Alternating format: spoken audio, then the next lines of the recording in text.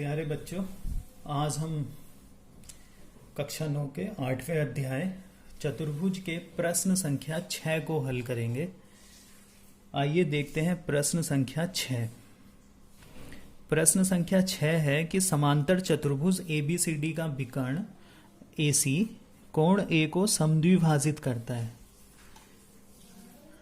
तो हमें यह दिखाना है कि यह कोण C को भी समद्विभाजित करेगा और ABCD एक समचतुर्भुज है। बच्चों, हमने यहाँ एक समांतर चतुर्भुज ABCD बनाया है।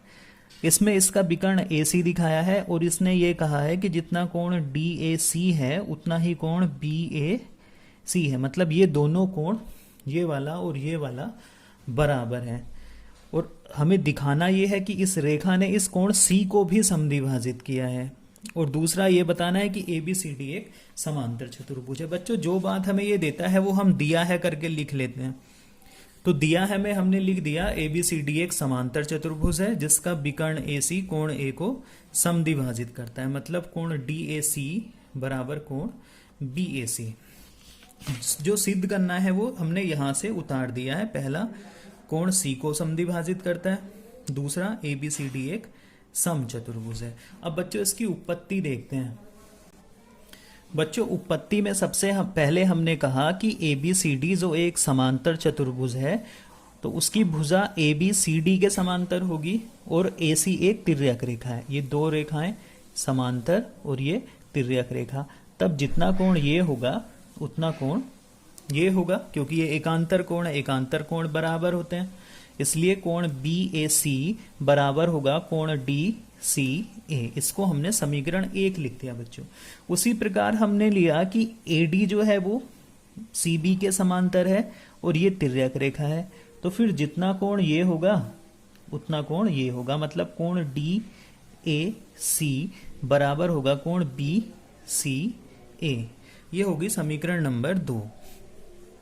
अब बच्चों, चूंकि इसने कहा था AC कोण A को समद्विभाजित करता है, जब A को समद्विभाजित करता है तो हमने लिखा कोण DAC बराबर कोण BAC। यहां हमने लिख दिया DAC बराबर BAC।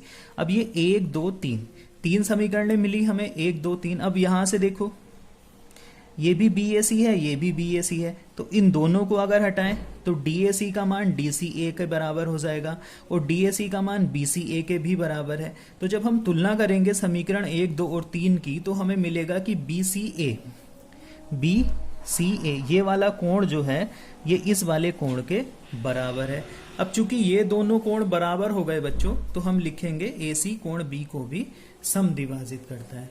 अब आगे काम करते हैं इसके दूसरे पार्ट के लिए, जिसमें हमें सिद्ध करना है कि ABCD एक समचतुर्भुज है। उसके लिए हमने पहले समीकरण 1 से लिखा BAC बराबर DCA। ये लिखा BAC बराबर DCA। और समीकरण 4 से बच्चों हमने लिखा कि BCA बराबर DCA। अब जब हम इन दोनों की तुलना करेंगे तो DCA से DCA हट जाएगा, BAC बराबर आ जाएगा BCA। बच्चों, तुलना करने के बाद आया BAC मतलब जितना कोण ये है उतना ही कोण ये है। ये दोनों कोण बराबर हैं। अब हमने लिखा त्रिभुज ABC में, इधर वाले त्रिभुज में ABC में अगर ये दोनों कोण बराबर हैं तो बच्चों त्रिभुज में बराबर भुजाओं के सम्मुख कोण बराबर होते हैं या बराबर कोणों की सम्मुख भुजाएं बराबर होती हैं। फिर हमने BAC के सामने की भुजा लिख दी CB बराबर होगी AB के। मतलब ये वाली भुजा और ये वाली भुजा दोनों बराबर हो गई। बच्चों, ABCD एक समांतर चतुर्भुज है और समांतर चतुर्भुज की सम्मुख भुजाएं जो होती हैं वो बराबर होती हैं। अब इसने दिया था AB DC के बराबर है। अब बच्चों, AB जो है वो DC के बराबर है और AD जो है वो BC के बराबर है। अब चूंकि आसन्न भुजाएं आपस में बराबर हो जा रही हैं, जैसे AB बराबर BC और BC बराबर DA और DA बराबर DC, तो जब हम समीकरण 5 और 6 की तुलना करेंगे तो हमें पता चलेगा कि ये चारों भुजाएं बराबर हो गई। मतलब AB बराबर हो गया BC बराबर हो गया AD बराबर हो गया DC। अब बच्चों, एक ऐसा समांतर चतुर्भुज जिसकी चारों भुजाएं बराबर हो उसे आपको पता है क्या कहते हैं? समचतुर्भुज कहते हैं। इसलिए ABCD क्या है? एक समचतुर्भुज। इस तरह से हमने दोनों बातों को प्रूफ किया है।